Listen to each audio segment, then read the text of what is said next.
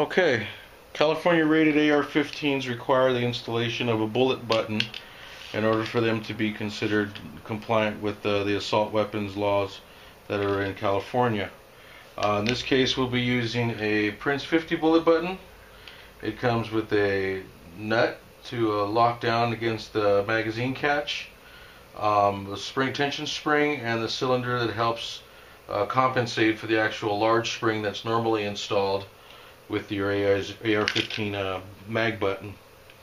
To start, you're going to flip the rifle over and you're going to see the magazine catch groove here. You're going to insert the screw part through and allowing it to fall in place. Switching the rifle over, you'll see the catch screw coming through. With the Prince 50, they come with these cylinder button, I guess, replicas in a sense. It's like the button, but it's a lot longer than a normal size button. You can see that there from here to here. It allows for not being able to depress it normally like the regular button does if you're outside of California. And one other thing is that one side of these things are smaller than the other. So if you look down in it, you'll see a slight, like a 1/16 of a difference inside. And that's meant for the use of the tension spring that goes in to catch onto. And inserting the catch spring inside, and then grabbing the Prince 50 nut. It's got a smooth side with the threads, and then it's got a grooved side so that you can either use a small flathead or another device that we're going to use here is called a wonder wrench to screw this thing down. Now the convenient part about this is it fits on just like a regular screw, and then just use your finger to tension the nut down until it becomes flush with the button.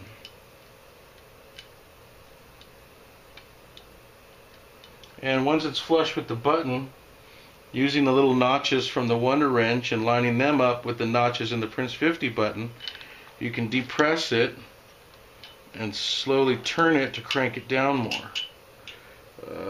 So you got to keep the magazine catch in place, but tension it down, and you'll see it eventually get to a point where it's about halfway sticking out compared to what goes in. Remove the wonder wrench and you're all set and compliantly ready for California use of your AR-15. Not able to depress the magazine without the use of a tool, and using our Prince 50 bullet button designed by Darren Prince.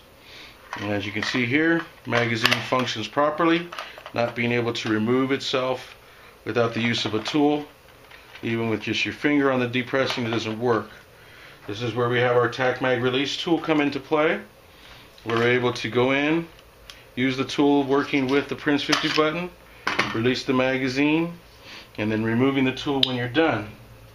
And then you can reload. And then when you want to use it again, insert the tool, depress the magazine, and then remove it.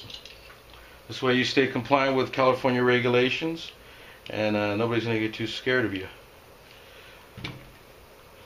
Now we'll go into the reverse engineering of this, and it's removing your Prince 50 button in the event something happens with your magazine catch, you want to upgrade it or something to that effect.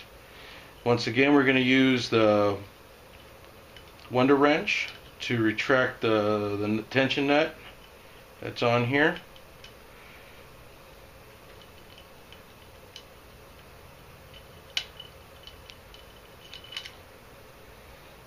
Okay. It's a little crude tool, but it does work.